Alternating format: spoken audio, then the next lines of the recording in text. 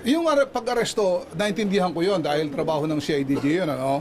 Ang hindi natin maintindihan at kinakababahalan natin ay bakit yung mga taong nagpapahayag ng mga damdamin, nagpoprotesta dahil dito sa mga matinding korupsyon na ito ay kinakasuhan, hinuhuli, inaaresto tulad ko.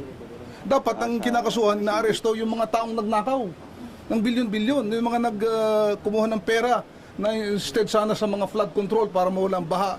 Ayun ang inaasam na inaantay natin na makulong, mapanagot, pero wala. Sir, yung background ng case po ninyo, inciting to sedition, meron daw po ba kayong mga naging pahayag ng pag-aaklas laban po sa gobyerno or sa AFP? Ayun na nga yung inciting sedition is parang nanghihikayat ng sedisyon na pabagsakin ng gobyerno. Hindi ho namin ginagawa yon sa gobyerno. Kami lamang ay nagpapahayag ng damdamin, matinding puot, galit ng mga tao, na tulad ninyo, tulad natin lahat, tulad ng mga pulis, tulad ng mga sundalo, na nararamdaman natin yung yun ang paglapastangan ng mga taong pinagkatiwalaan natin, ng mga taong binoto natin, na pagsilbihan tayo, pero sa halip, tayo ay winalangya. Ninakaw nila yung pera ng taong bayan. Yun ang gusto nating mapanagot. Mabigyan ng justisya. Is it true, sir, na nakikayat kayo sa militar na mag-aklas po sa pamamalaan? Hindi, wala tayong mag-aaklas. Hindi po pwede yun. Yun, masasabi natin mag-aaklas, babagsakin ng gobyerno, talagang seditious yun. Pero hindi ko ginawa yun. Yun yung ginagawa ng United People's Initiative yun.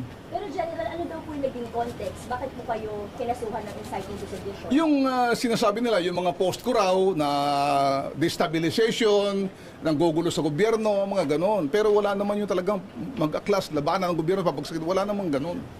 During the arrest, sir, nakaramdam ba kayo na parang may na-violate sa rights po ninyo? Hindi naman dahil of course binasahan ako ng Miranda rights pag aresto sa akin sa airport, sa terminal, binasahan ako ng CIDG ng aking mga karapatan. So unfortunately, yung karapatan na yun nakalagay doon ay I am entitled, I have the right to counsel or legal counsel or legal assistance.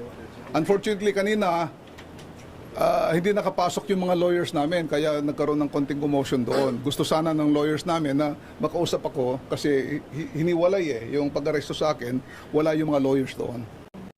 Yun lang naman ang nag-issue doon. So,